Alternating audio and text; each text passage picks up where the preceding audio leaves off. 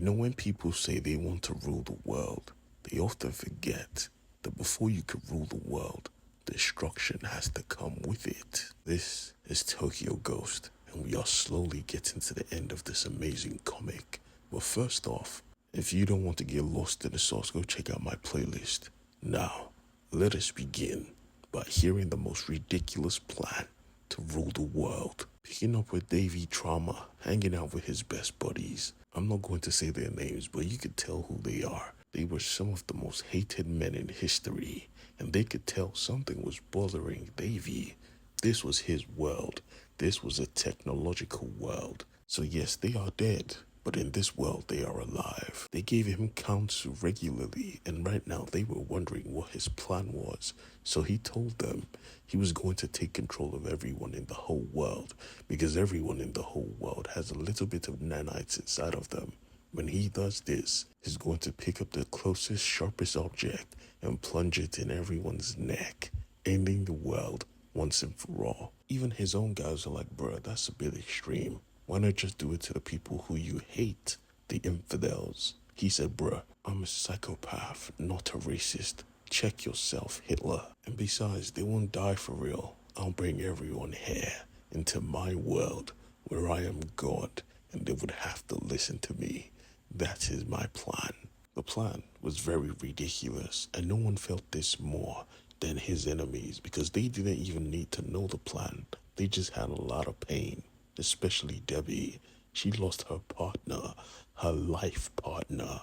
I mean, how do you move on for that? How do you just forget, forgive?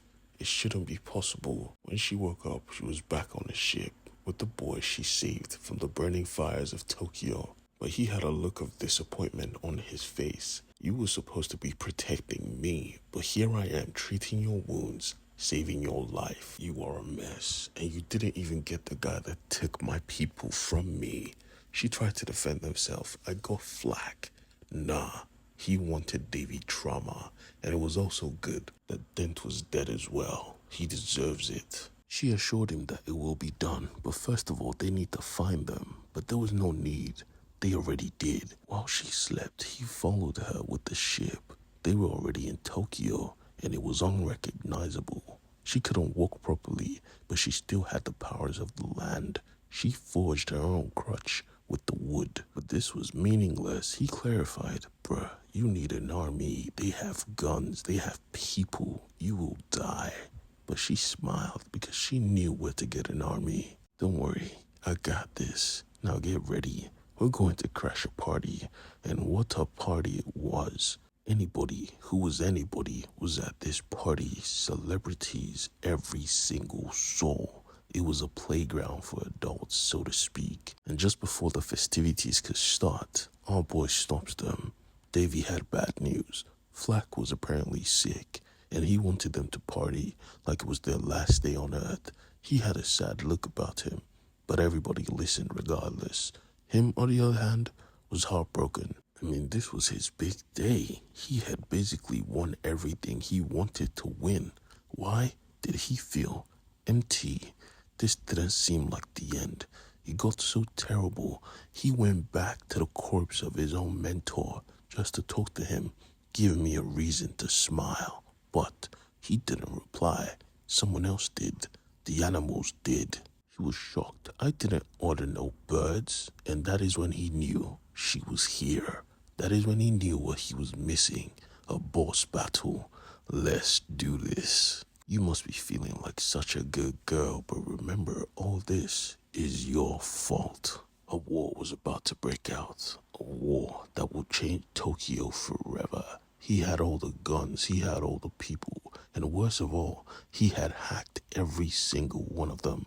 Nobody had free will, and she needed an army, but she had one already, commanding the very earth of Tokyo itself to defend itself. We watch as wooden samurais begin to form. Now you would think they were no threat, but they really were, especially with her in the lead. She meant business. Colossal samurais appeared. This is war. Mr. Trauma couldn't stop watching from on high. This is amazing. This is just what we needed.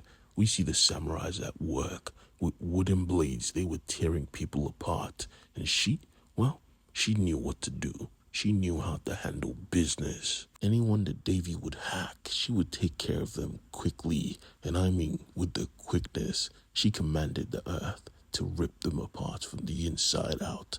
She was giving out fatalities here and there. But he was having fun because the climax of his little game was about to begin. One by one, he started to take control of everyone. And just like that, he kept his promise. They all reached for the sharpest thing they could find, and they went to town on themselves. It was crazy. She was watching human beings who have lives just take it because trauma commanded it. It was horrible, a literal death show. She begged him to stop, but he was having way too much fun. So she handled business again. Using the power of an EMP, she went up in the sky with all of her strength, all of her energy, and dispersing it all at once, causing the very city to lose every internet, nanites, everything tech was just shut off. The people could feel it as well. It was like quiet. They were not used to quiet, but she didn't even have time to talk to them. She still had business to handle. She knew that she set up shop and she stepped in, and what she saw was her man, alive and well. This should be impossible. And he clarifies that, yeah, it kind of is. This garbage of a human being put me in a cybernetic world. Now I cannot live, even after my body has died. Promise me, Debbie. No matter what he says, no matter what he does, do not take his offer. Promise me. Even before he could finish his sentence, he lost his mouth because this prick was here and he was the god of his own world. Debbie was ready to throw hands, but he made it clear, bruh, make a choice. I am offering you peace. I'm offering you a life with your man. Or do you just want to fight? Because honestly, I'm down for both. Make your move. Because the second you make a wrong one, I'm taking your head. Yeah, shit's about to get wicked.